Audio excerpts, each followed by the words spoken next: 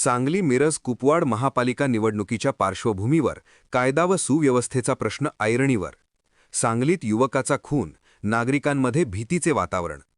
सांगली मिरज कुपवाड शहर महानगरपालिका निवडणुकीचा काळ दिवसेंदिवस अधिक संवेदनशील होत चालला असून कायदा व सुव्यवस्थेचा प्रश्न गंभीर बनत आहे. सांगली शहरातील शामराव नगर व संजय नगर हे भाग हॉटस्पॉट म्हणून ओळखले जात असून कुपवाड परिसरातही नेहमीच तणावपूर्ण वातावरण असते.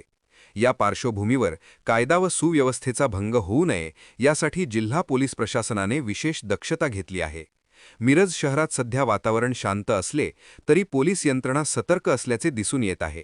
दरम्यान शुक्रवारी रात्री सांगली शहरातील 100 फुटी रस्त्याजवळ चेतन नावाच्या युवकाची हत्या झाल्याची धक्कादायक घटना समोर आली आहे. या घटनेमुळे संपूर्ण परिसरात खळबळ उडाली आहे आणि नागरिकांमध्ये भीतीचे वातावरण निर्माण झाले आहे. प्राथमिक माहितीनुसार खून झालेला चेतन हा रामनगर परिसरातील रहिवासी असून महादेव कॉलनीतील एका मामाने व त्याच्या भाच्याने जुन्या वैमनस्यातून चेतनवर हल्ला करून त्याची हत्या केल्याची चर्चा सुरू आहे. घटनेची माहिती मिळताच पोलिसांनी तातडीने घटनास्थळी धाव घेतली असून पुढील तपास सुरू आहे. नवीन वर्षातील ही दुसरी हत्या असल्याने सांगली शहर हादरून गेले आहे.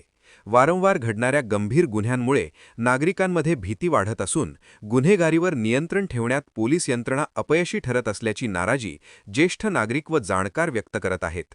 काही विशिष्ट गुन्हेगारांकडून सातत्याने दहशत निर्माण केली जात असून त्यांच्यावर कठोर कारवाई होत नसल्याचे मत महिला वर्गातूनही व्यक्त होत आहे.